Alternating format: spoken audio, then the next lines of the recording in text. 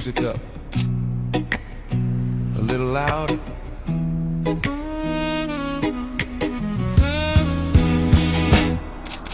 You had a lot of crooks trying to steal your heart. Never really had luck, could never figure out how to love.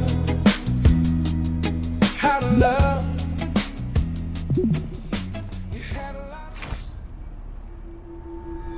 So we are out and it is our last day here in Seoul, Korea. And nandito lang tayo sa Songsu area. Dito naman tayo mag-e-explore. It is 12:40 na ng tanghali. Late na kami lumabas, late na kami na nagising.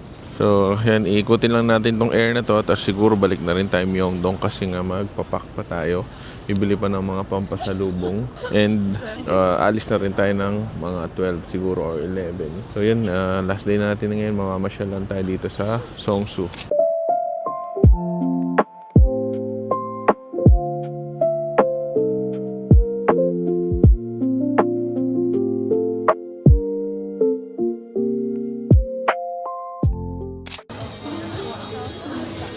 May hinahanap si JD dito sa Olive Young na parang lip tint or parang hindi lang 5 Olive Young siguro yung pinasok namin. Hindi niya talaga mahanap or I mean, laging sold out yung kakulay ng lips niya.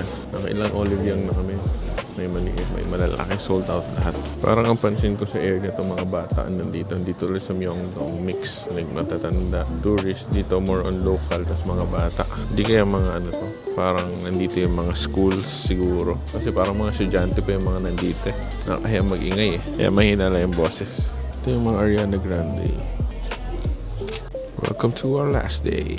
Sa mga nagtatanong pala kung anong gamit kong camera. And I'm using the DJI Osmo 3. Tapos meron akong biniling itong accessories na to na para pwede ko i-magnet kung saan-saan. Ayan. Tapos, bumili din ako ng wide lens. So, tingnan natin difference. Ito yung lens na gamit ko ngayon lagi. So, ayan. Ito siya pag walang lens. Ito pag may lens.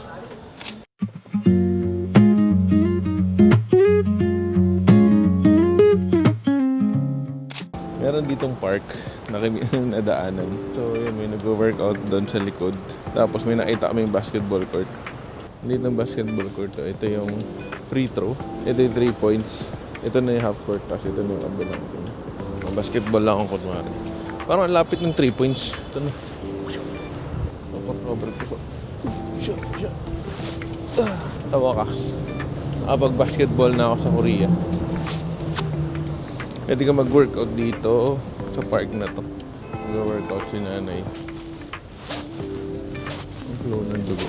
Workout lang kami dito saglit. Lamig ng bakal.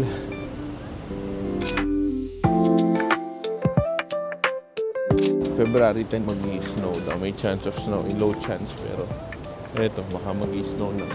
Paano pag mag-i-snow na sa Myeongdong? Wala tayo. Kaya hindi siya sobrang lamig yun. Ito, nag-aayos ng sapatos. Ang ganda ng building na to. Para siyang unfinished na building. Puro poste, puro biga. Pero nagawa nila ng aesthetic. Tapos puro glass. Ito yung makikita mo sa loob. Ano siya? Parang perfume store. Tara, tingnan natin sa baba. Bango. Ano, unfinished talaga siya. Ano mo, yung mga walls nila. Wow! Ikano isang bote? 130. Bumili ka kahit yung maliit to. Ha? Para may maalala ka. Name ng store is Tambourines. Ito yan. 31,000. May naalala ko amoy dyan. May malaking mushroom shell. Nilalabas siya ng mga usok-usok na bilog-bilog para nagbe-bake. Yan natin. Parang every 1 minute yata. Yan.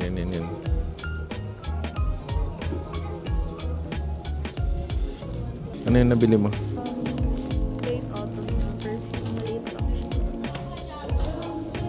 Ganda rin ang building dito. May Dior. Ito yung building ng Tambourines. Gaganda ng store. Hanap tayo ng ATM. Hindi ko alam kung pwede gamitin yung ano eh.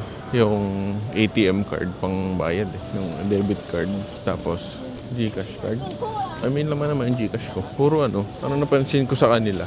Ang hilig nila sa perfume. Parang bawat store puro perfume. Ganda ng store din ng Adidas. Simple lang. Puro bricks lang. Kasi yan, Adidas na yun sa gitna. Grabe yung Tesla dito. Pang market lang sa business. Butter sand, creme brulee. Ito na yata yung pinakang main street nila. For sure. Pero parang ito na kasi nandito lahat ng tao. Tapos sunod-sunod na yung mga stores. So ang first na hanapin natin ngayon kasi is di pa tayo nagla-lunch. Di pa rin tayo nagbe-breakfast. Di pa rin ako nagko-coffee. So restaurant ang hanapin natin. It's magto 2 PM na dito sa Korea. So kailangan na namin kumain. Then ikot ng konti, lipat naman kasi 5 or 6 dapat. Mamimili pa tayo ng pasalubong. Parang mga bakery lang na pwede mong bumili ng tinapay. Parang isa sa sikat na bagel, store to. Pero wala pang pila. Luwere. Ito palang area ng mga bata. Nice on the Rolla Rolla. New Girls, New Wholesale. Salomon dito sa baba.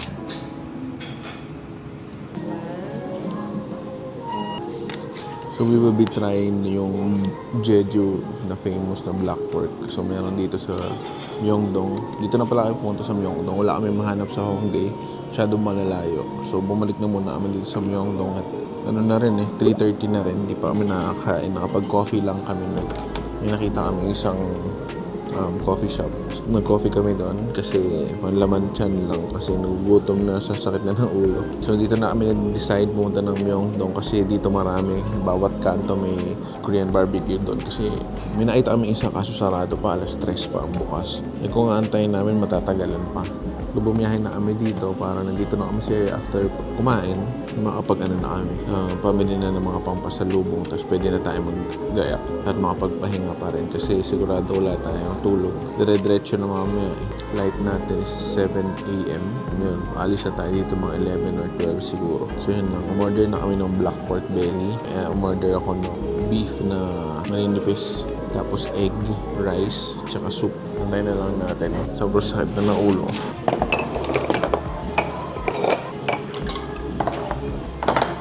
try mo din, tikman mo. Makapal naman siya. Pero 100 grams lang kasi yung binili natin. Ito na yung black pork natin. 100 grams lang yun. Pero makapal naman siya, sulit na. At isa lang yung rice na kung dumating. Ito pa yung order natin, yung soup, tsaka yung egg. Lalaki ng serving nila talaga. Ganda ng pagkakaluto ni ate.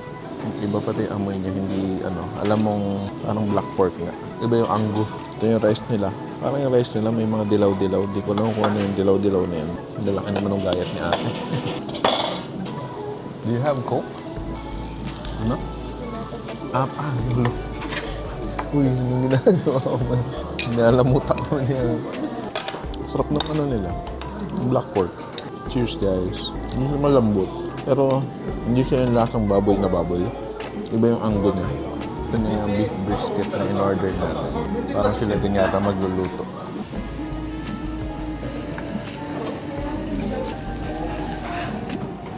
Cheers! Nakabili na kami ng mga pasalubong dito sa Harmony Supermarket. Medyo mura dito, tas may tax-free din dito sa sa Harmony na to. Ito yung mga napamili namin. Inabot ng nasa 137,000 won. Or nasa siguro 5 or nasa 6K siguro, less than 6K. Dami na kami nabili. Okay na kami sa mga pasalubong, ipapak na namin ito mamaya. Ngayon, may bibiliin pa kaming mga ibang para sa girls naman, yung mga pang mask. So yun, tara. This one is the cloud matcha latte. Best seller. Ay, sobrang sarap. Try nyo daw to, Haiti. Ano yan, yung best seller nila ng matcha cloud latte. Sobrang creamy niya. Pabalik na kami ng hotel. Medyo maulan dito sa Myeongdong.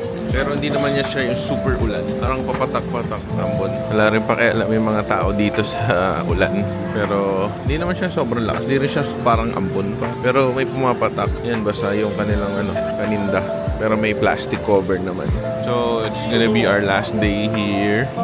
The last time na makikita natin for this trip. And itong Myeongdong. And for sure will definitely not be the last one na pupunta kami dito. So hopefully naman balik natin dito is siguro spring, then with the family or maybe with the baby. Manifest natin yan. And we will definitely be back to South Korea. Seoul, South Korea.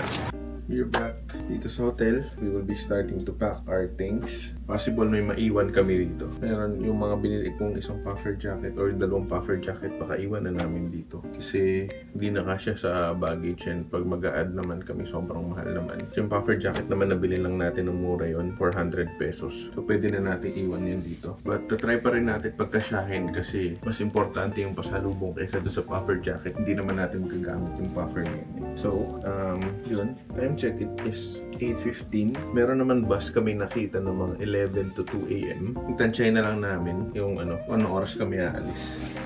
So mas priority natin yung pasalubong. Ito, pedal forward. Ito yung caricature natin. Pakita ulit. Gumawa ka daw. Hindi pa lang.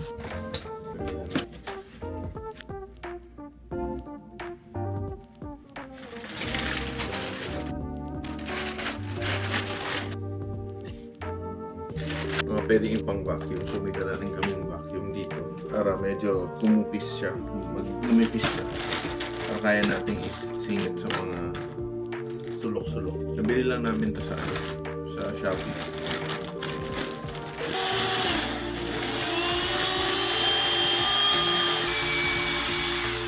Actually kaya pa.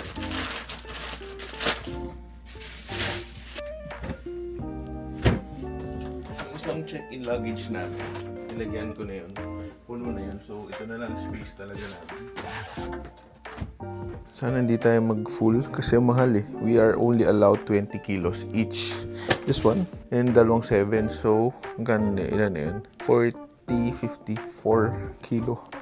So, nag-over baggage tayo. Aabutin tayo na additional na sa 3.5 siguro.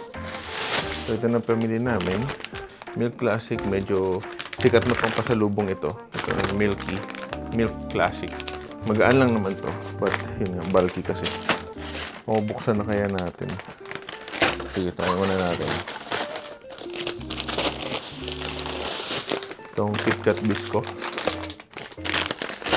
Ito recommended din ko sa TikTok eh. Mga caramel candy. So kumuha kami marami. Parang 10 pieces yata to. Puro dito na yan. Ito rin mga gummies, recommended din sa TikTok. Ito try natin. Ito mga pangpasalubong sa pamangkin. Paka-familiar kayo. Yun. Ito yung mga candy dun sa ano. Ano ang laro yun? Yung movie yung Squid Games. Ito umbrella. Triangle. Umbrella, triangle. Yun. 4. Ito na yung medyo malalaki. Recommended. So we got 3 of this. Mga gummies ulit. Ito sobrang sarap daw nito. Binge. Di pa namin natatry. Try ko na. Tingnan natin kung masarap nga. So ano siya? Para siyang cookie na coated siya ng chocolate. Yan. Sarap nga niya. Nasa 200 pesos lang. Hanapin niyo pala yung Harmony supermarket. Dito lang sa Myeongdong. Mas mura siya. Tax-free pa. Yung iba kasi namin napuntahan, medyo overpriced. Parang may nakita kaming yung almond na malaki. Honey butter almonds. Nasa 11,000 won. Dito sa binilihan namin parang nasa 6,000 lang yata. But ang binili namin kasi yung maliliit na pack. Ito. Kasi para mas madaling store. Tsaka mas marami tayong mapagbibigyan nito. So dalawa yung kinuha namin. Kumuha kami mga ref magnets. Mga sticker para sa mga pamangkin. Copy ko. Wala sa atin to. Yung mga copy ko na candy. Ngayon pa tayong papak eh.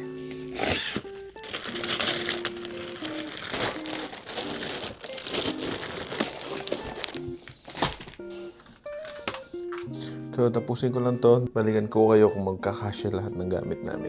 Okay, so we are done packing our things. So far nagkasya naman lahat. Ito lang yung hindi ko na isama. Isang puffer jacket na nabili natin yung second day yata natin, yung sa vintage store. So, 10,000 won lang naman natin nakuha to. Wala na talagang pagkasyahan. Medyo duda ako kung papasok siya dun sa yung mga napak namin, kung papasok siya sa 20 kilos. But we will see na lang.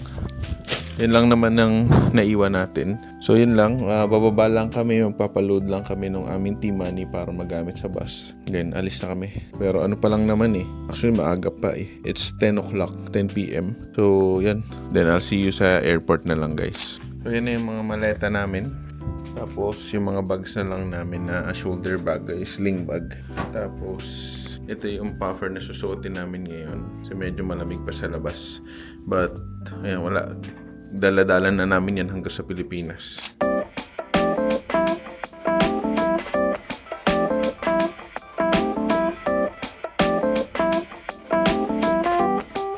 You will miss Korea. Bye. Bye, South Korea. Ayun, so dito na tayo sa Airport Terminal 1. So umalis tayo ng mga 11:15 yata, 11:30.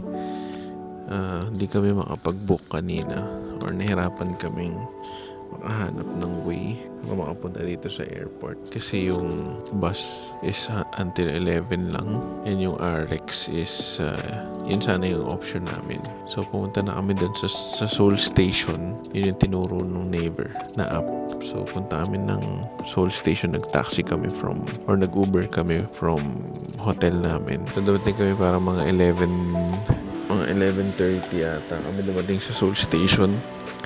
Then pagpunta namin doon, kasi nakalagay parang non-stop. Nagkaroon kami ng misunderstanding na yung ibig sabihin pala na non-stop from one point dire-diretso na here sa sa airport. So pagdating namin, closed na siya.